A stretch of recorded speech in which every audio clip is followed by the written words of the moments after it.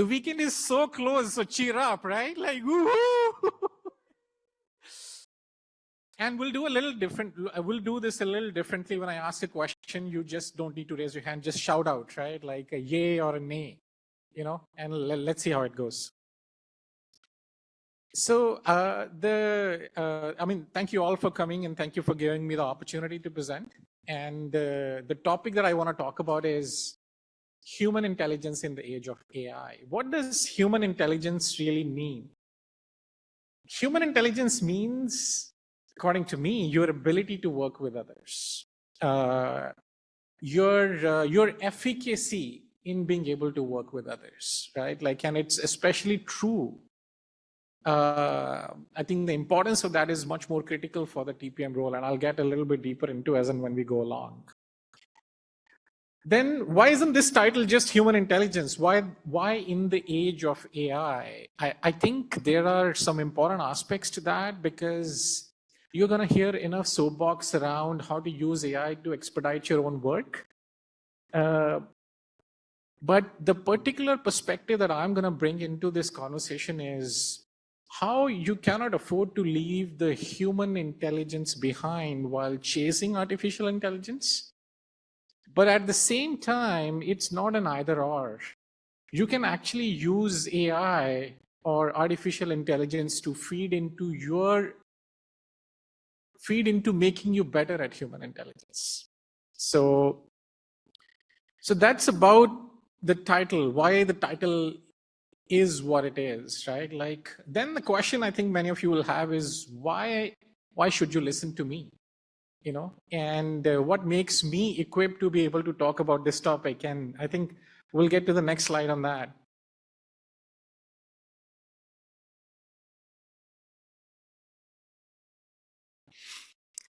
So that's me. I'm Gurinder. My full name is Gurinder Raju, and I'm the Director of Product and Engineering at for the Workspaces service in Amazon Web Service, AWS. And I have found the TPM role to be a great enabler in my day-to-day. And in fact, I was very fortunate to be around some incredible TPM very early on in my years at Amazon. And they left an impression on me, especially their ability to think about multi-year missions and how to bring humans along, how to help align people, which I think is the hardest job there is, right? Like making one human being agree with another one.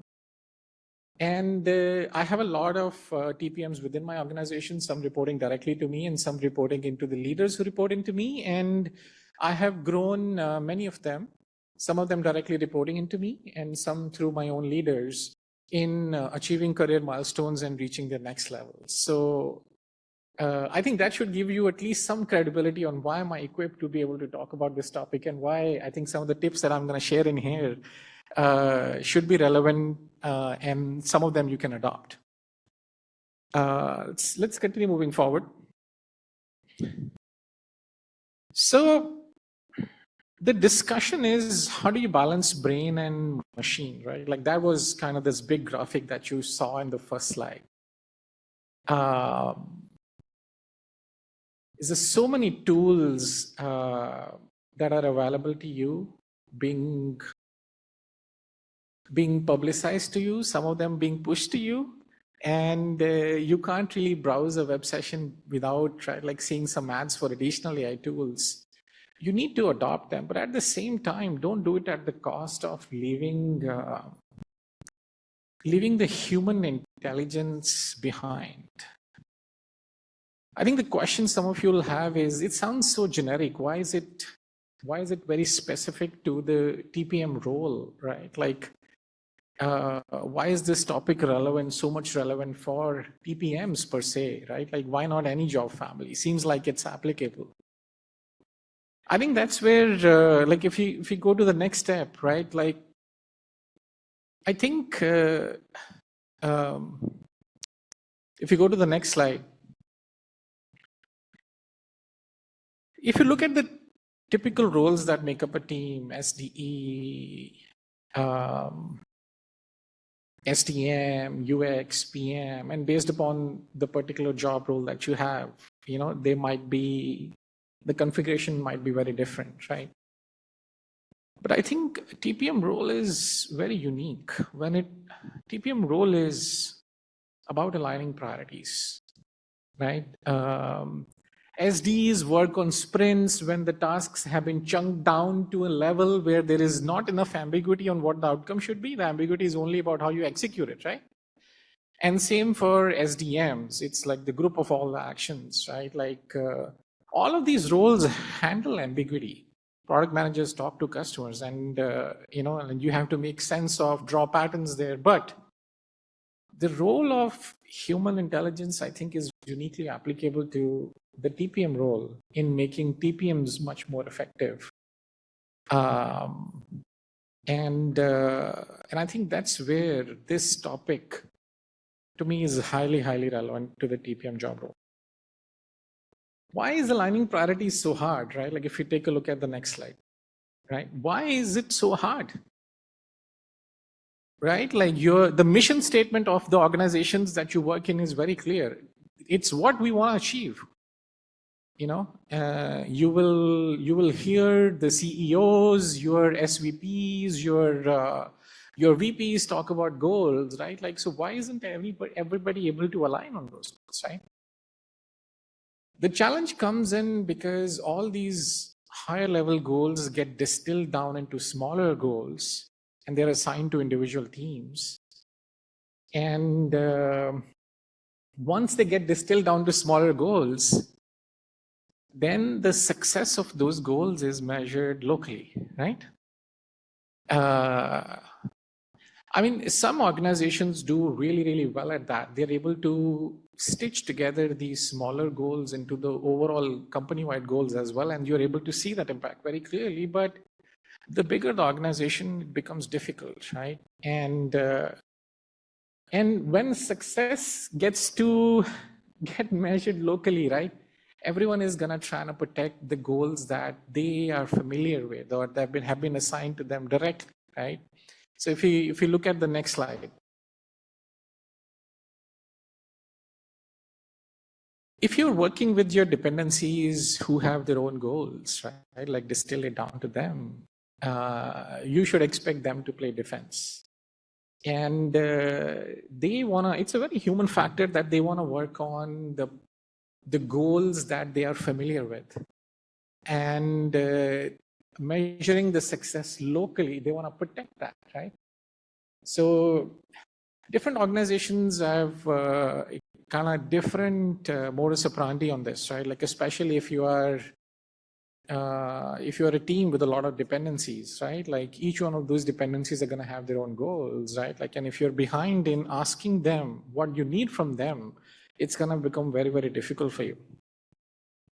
So aligning priorities is really hard, and that is the key job description of the TPM role, right? And that's where kind of I'm trying to make this point that you can't really leave human intelligence behind. So let's go to the next slide.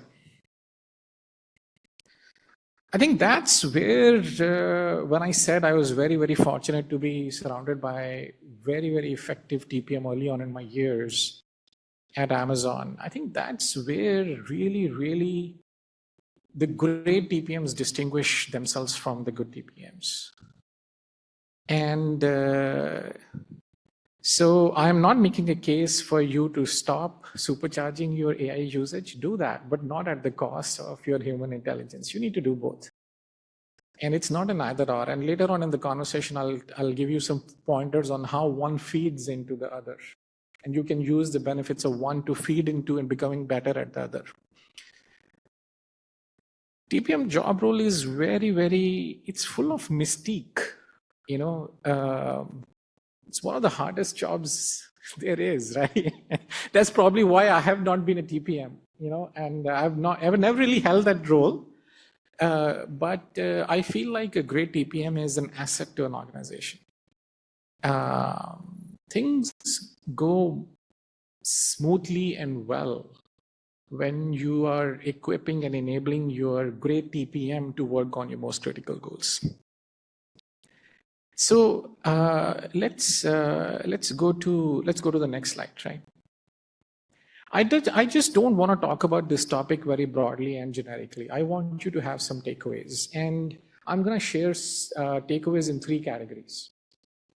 4 takeaways in very basic, simple stuff that you can do anywhere you are. You can do that now.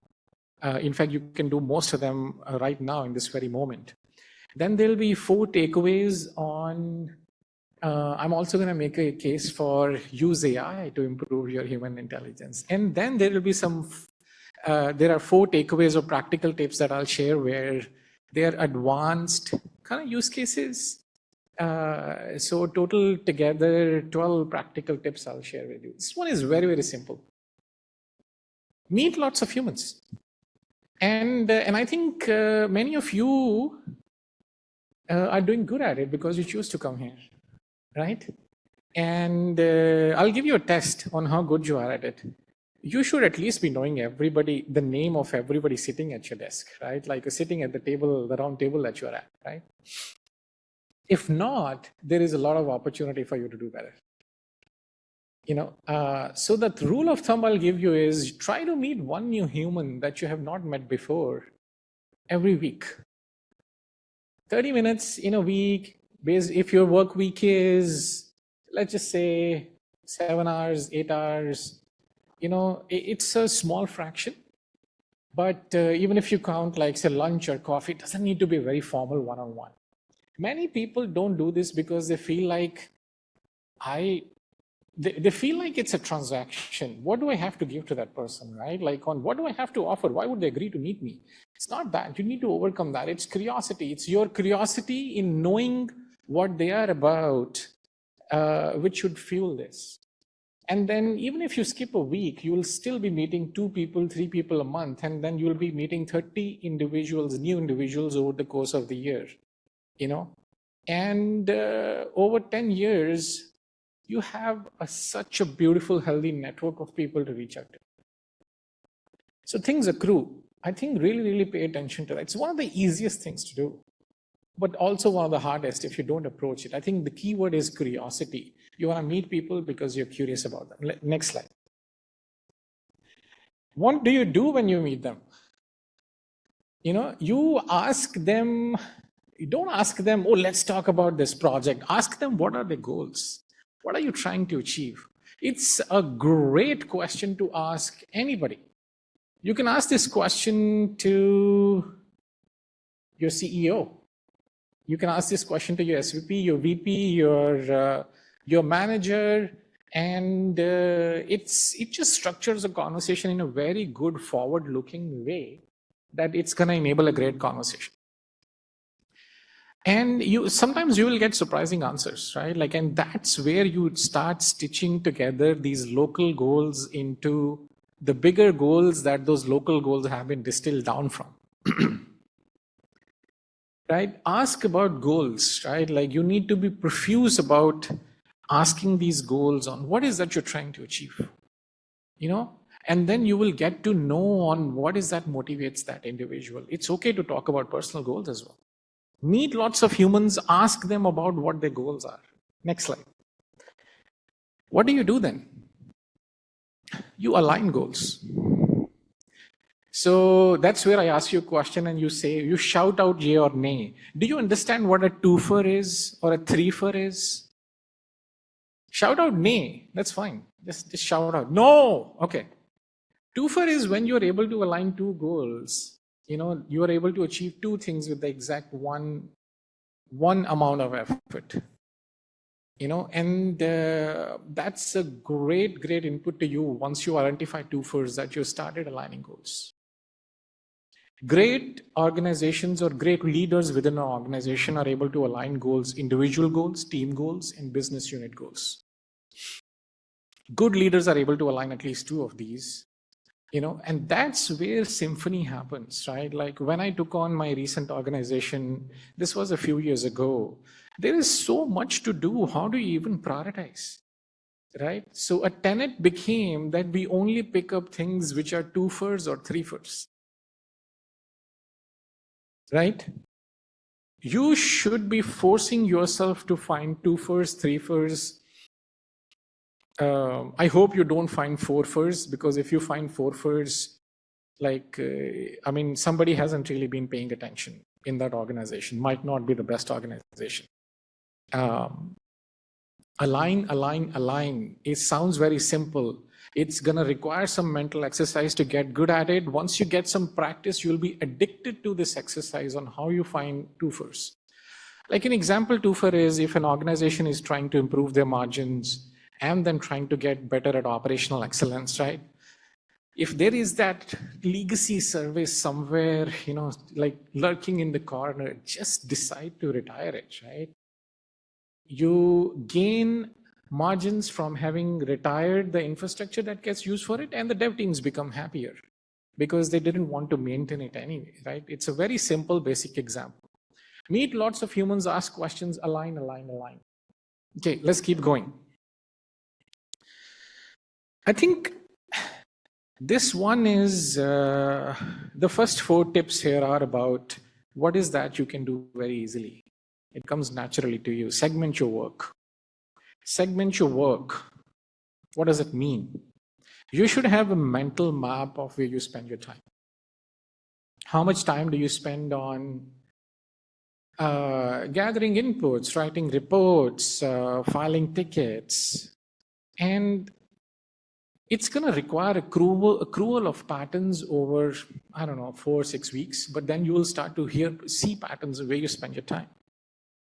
And then you ready yourself on how is that time spent going to change over the next few years. Your focus should be that the segments of work that doesn't involve interacting with a human, each one of these, you should have a mental map of how do I write an agent for that over the course of time. It's not going to happen right away. But you need to understand where your time spent is. The segment where you meet with the humans, don't let go of that. And that segment is something that you should try to maximize, right? And hopefully increase a little bit of your time spent on with savings from other segments. And that's where the first practical tip was, which is meet lots of humans. I think meet people, ask questions, align the goals, and understand what your time spent is with a mental map of the stuff that doesn't require human interaction. You can automate over the years, but the stuff that requires human interaction, you need to maximize that. You maximize your input on that. Let's go to the next slide. The next set of tips are, once you become a little more aware of AI, you are an explorer, you are exploring AI, right? A lot of the AI focus is, how can I synthesize 10 pages of documents in 2 paragraphs, right? How can I write this report automatically without having to edit every word, right? How do you fuel AI to become better at human intelligence? Use AI to construct your arguments. TPMs are particularly in a lot of scenarios where it's a debate, just like I'm using these terms a little bit loosely, but your adversary is trying to make an argument and you're also trying to make an argument. This should be prioritized, that should be prioritized. It's a 2-fur, it's a 3-fur, right? But how do you construct your argument in a way that it lands a punch?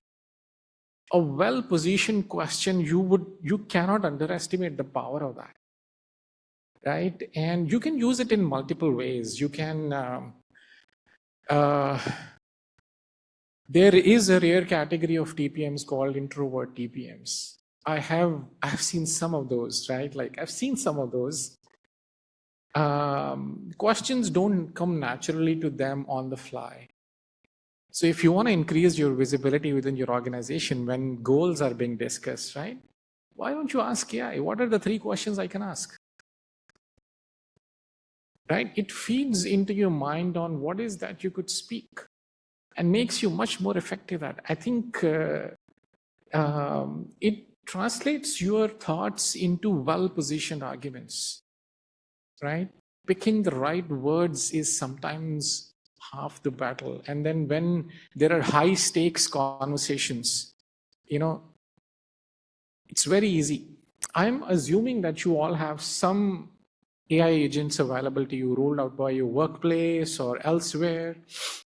I think it depends upon the organization you work for. But even if not, right, like get subscriptions, right? Like how much do you spend on a dinner?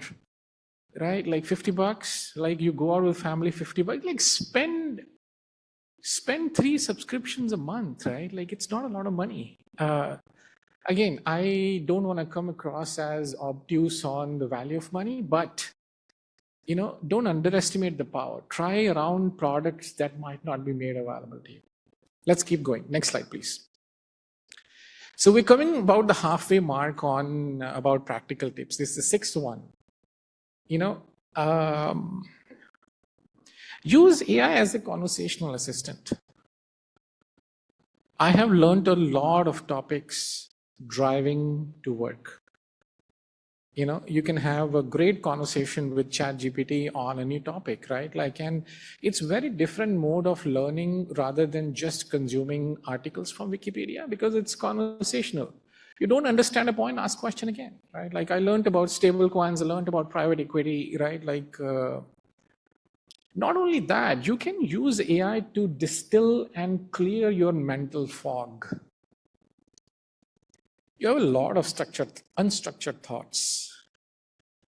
Sometimes after you have a bad review, right, where your manager or your manager's manager or your peer didn't like what you presented, right? Like you are having a tough moment, right? Like reflect on the learnings, try to make it less personal, have a conversational assistant to give structure to your thoughts.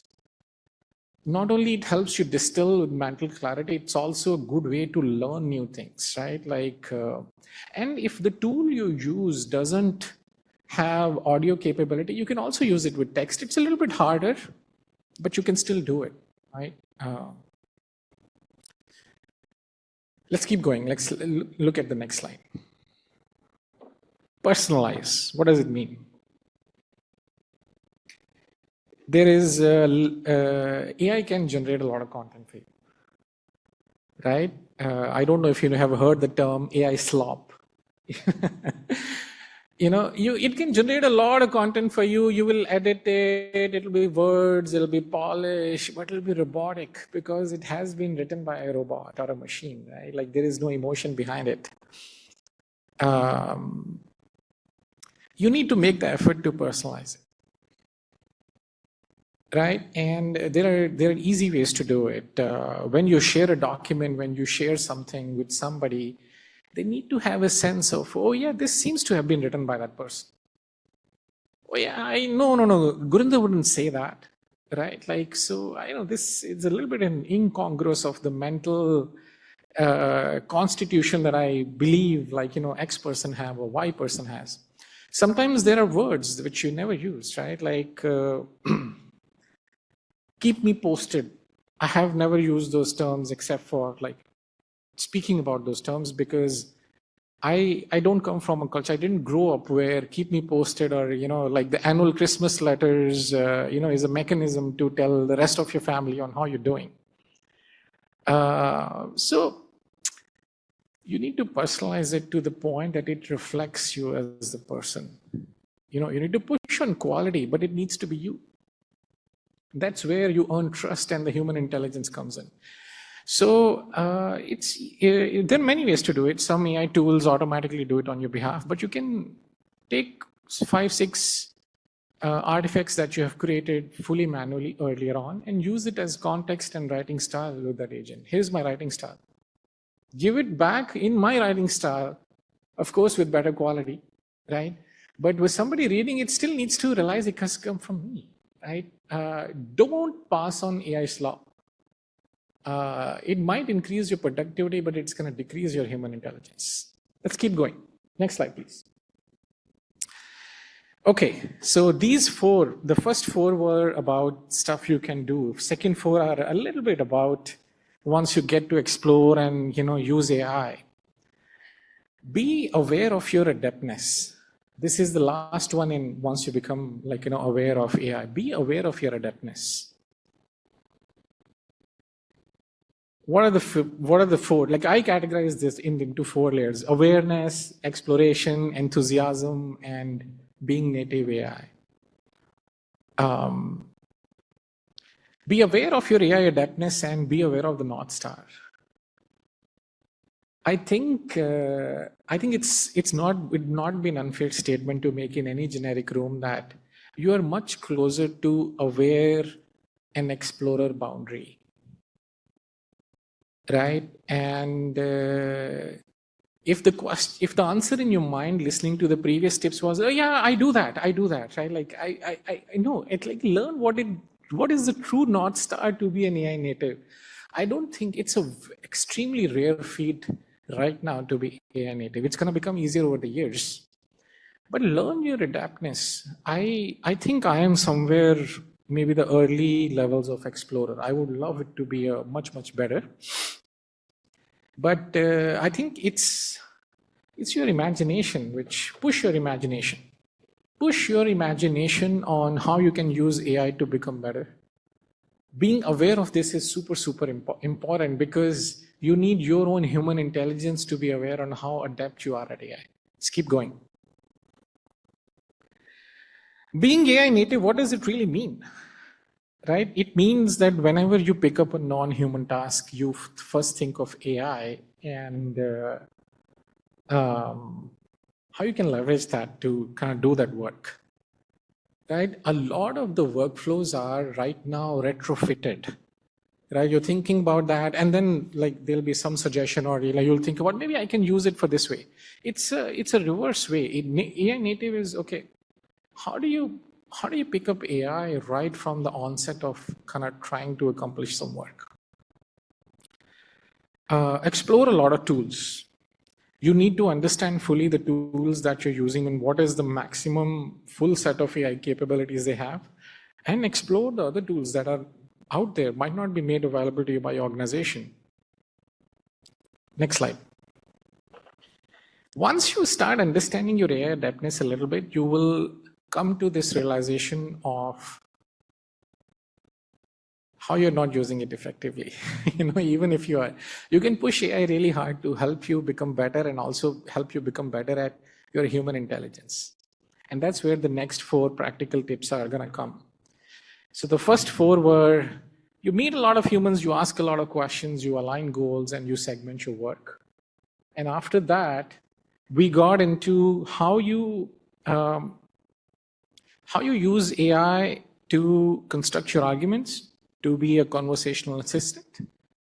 How do you use AI to personalize? And then how do you become super aware of what your adeptness is? And that's where you will realize that you can actually use it for much deeper tasks.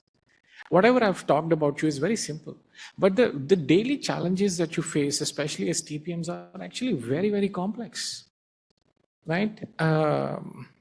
So I want to share examples of how you can use AI, particularly not the LLMs, but the research agents. There is a new category of agents that are coming out about research agents. You can use them to really push AI on helping you solve your tough challenges. Next slide.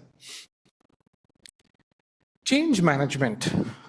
I think humans are super bad at change management because we are not able to completely replicate the entire, we're not able to cascade down in our minds of what could happen. What does this change mean? And then you have blind spots and they get exposed very later on, causing surprises.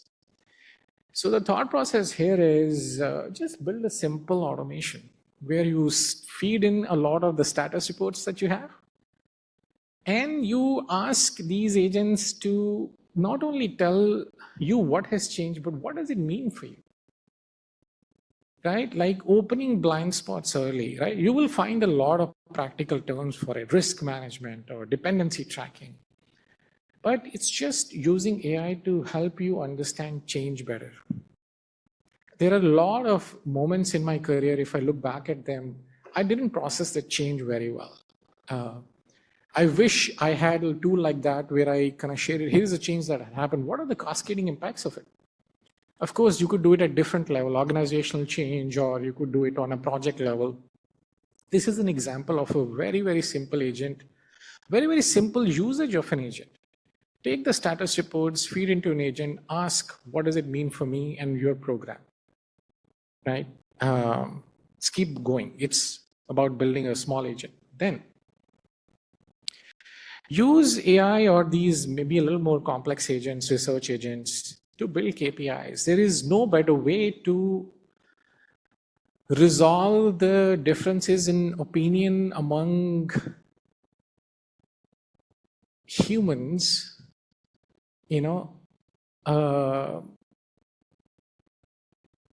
but by up-leveling the conversation to a very, very measurable mechanism, right? It's like, okay, but this is that, that is that. Okay, let's measure it this way.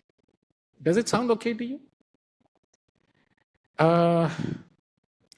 It's a very recent example in my mind. We took on a very, very critical goal for our organization, and we went through an ambiguity over a course of a month on how should we really, really measure it, right? But once the KPI got established, the conversations become so much easier and better. So use these research agents, like Amazon has an agent, Amazon Quick Suite, it has a research agent, which is kind of, early on. But what I'm saying is agents are no longer just LLMs. You can use them to help you with your deeper tasks, establish KPIs, right? The second one is, sorry, KPIs. Did we move away from KPIs? Okay, no worries. That's fine. We talked about KPIs. Now we'll talk about automating a segment, right? So early on in the second cohort of practical tips we talked about, where is your time spent? This one is about automating an end-to-end example of a portion of a segment. If you write reports, right, like whatever mechanism they are, one pager, can you automate writing those reports? It's not hard.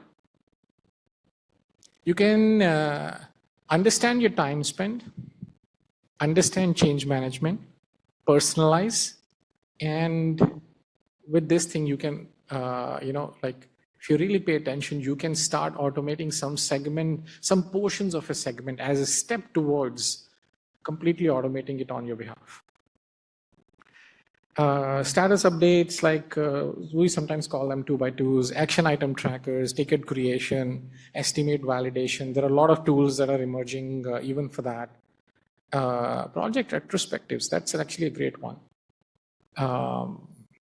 Somebody mentioned kind of notebook LLM. You feed in a lot of the context on what all happened. AI will kind of present that retrospective for you. Look at automating something. And that is when you're going to get into a flywheel of automating more things.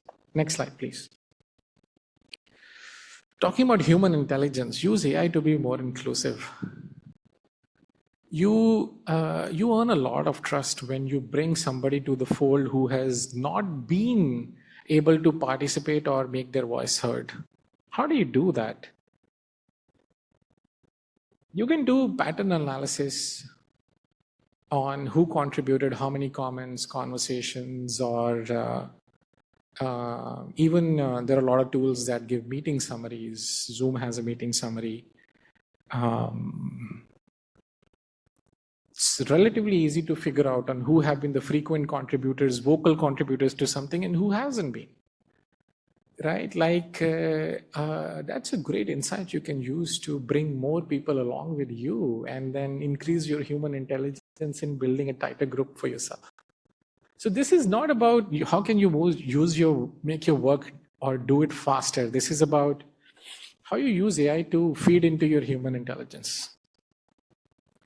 So these are the 12 tips we talked about. I think if you go to the next slide, I think there is a summary of that. Human intelligence in the age of AI. Supercharge your AI usage, but don't leave the human intelligence behind. And it's not an either or. You actually use the strengths in one to feed into the other.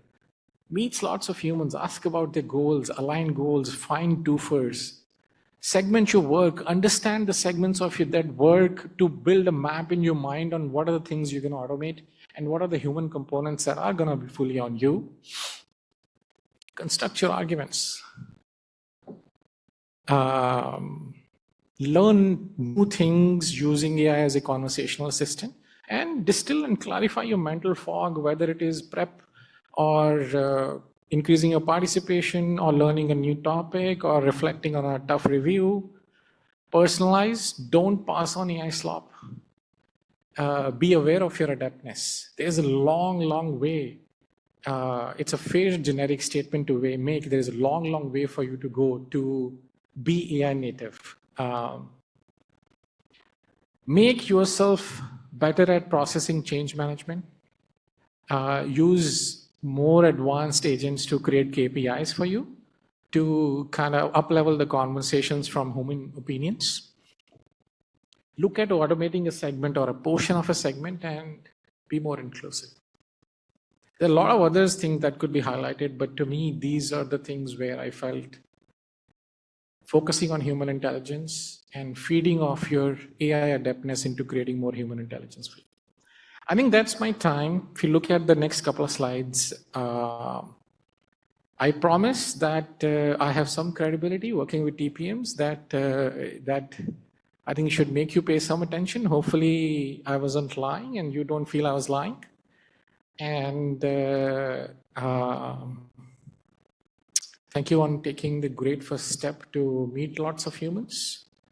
If you don't know the names of the people who are on your table, that's something you can fix right away. And I think this is the last slide, which is thank you for paying attention. Thank you for joining in, and happy to connect. That's a QR code, and you can also search and look me up by my name.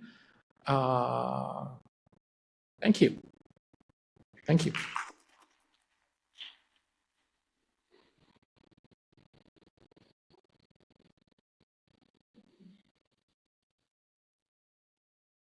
There we go.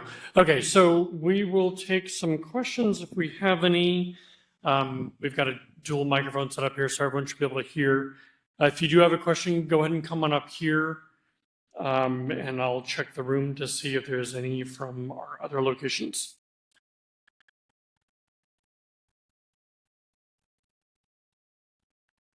We've got one coming up here. 1 second. Thank you. Thanks for the great presentation. Really loved it. You talked about risk management being something that you can push AI harder to improve how you quantify it. A lot of times, like when you list out options, trade-offs, and recommendation, at least my experience has been so far that it is not creative enough to think outside the box where a human can think like, yeah, Rob, the work from that team to move to this team, or like some of the out-of-box solutioning. Yeah. I wonder if you can touch on like what parts of risk management did you find more adaptive in learning? Yeah, with the AI? I think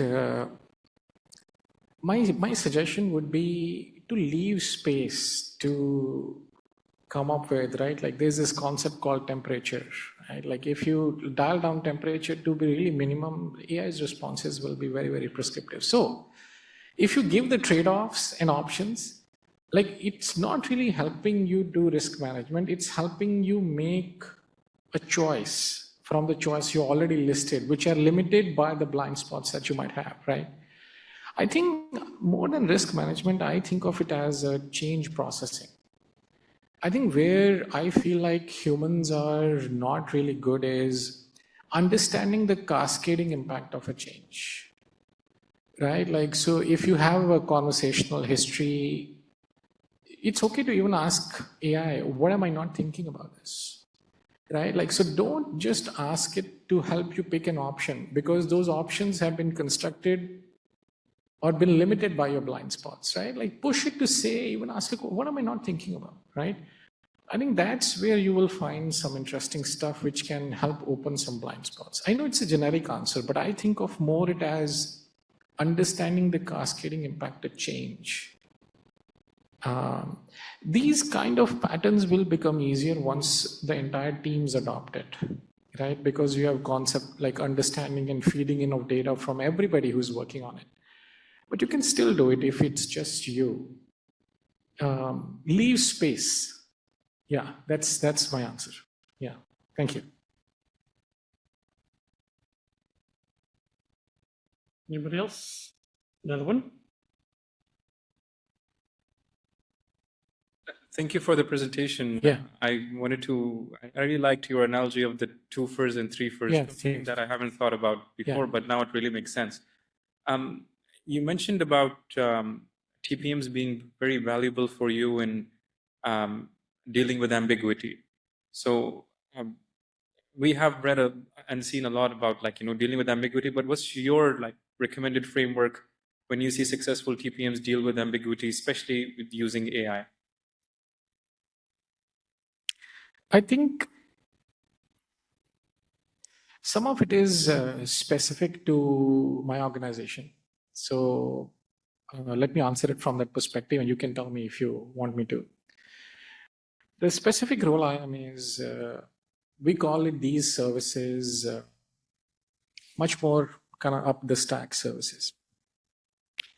AWS has a lot of building blocks, which is you use smaller services, or shouldn't call them smaller, but building block services like storage or compute, or but our organization uses all of that to build products on top of it, right? And once the dependencies increase, that's where ambiguity arises, right? So what the good TPMs do is they are aware of the pattern of behavior from these dependencies.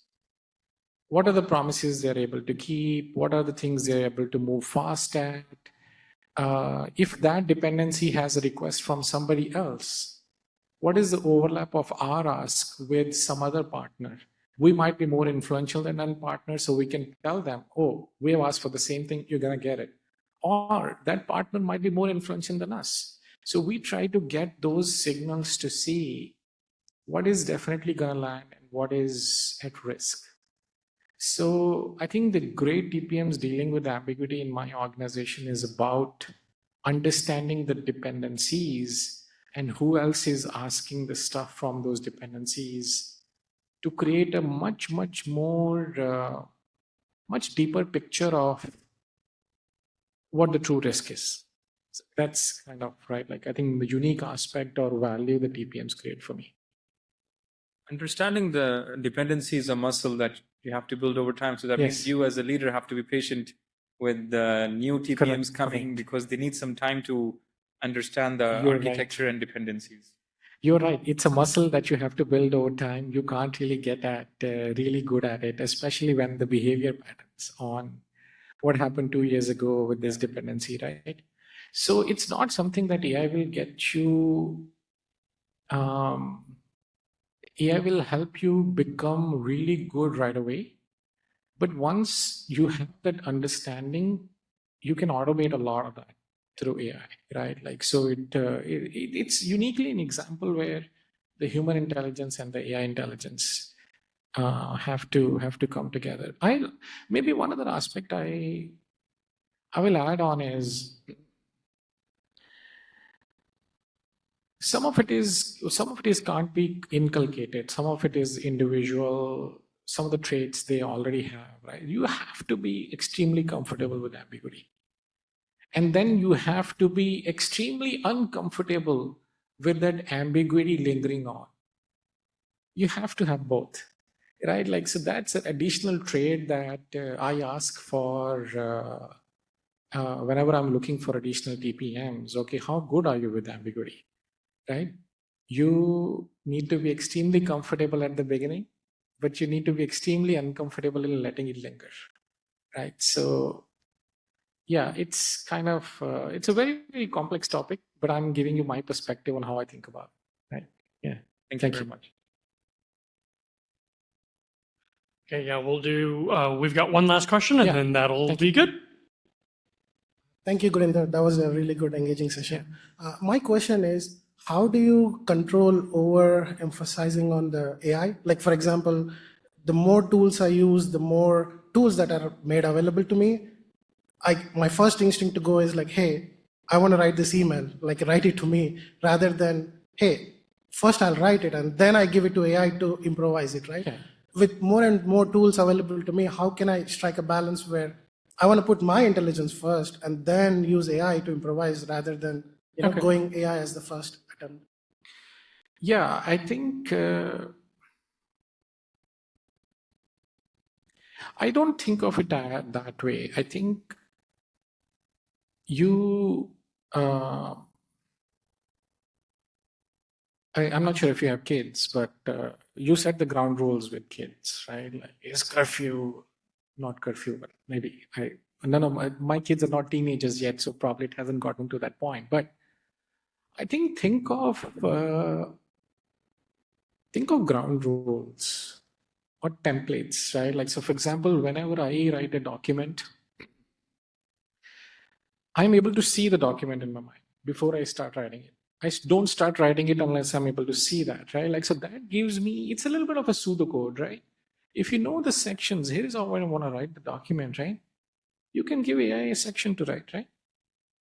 Or you can still give AI the framework, and see that. Like, so think of ground rules, templates, structure, right? Whenever you use an agent, it's actually a great example to tell you on who you are and what are you trying to accomplish. It gives it a lot of context, right? So I think try to resist the urge over time that you have to do that first yourself. The thing that you have to do is have clarity on the ground rules and the template and the framework. Once you have that, I think you are ready to engage. Don't wait on having a first version. Once you have the structure and the ground rules in your mind clear, you're able to engage. I mean, that would be my recommendation. Yeah, thank you. All right, thank you very much. We're going to take just a very small, just 5-minute break at most, and we'll finish out in Vancouver. They'll be ready to go. Thank you all very Thank you all. much. Thank you.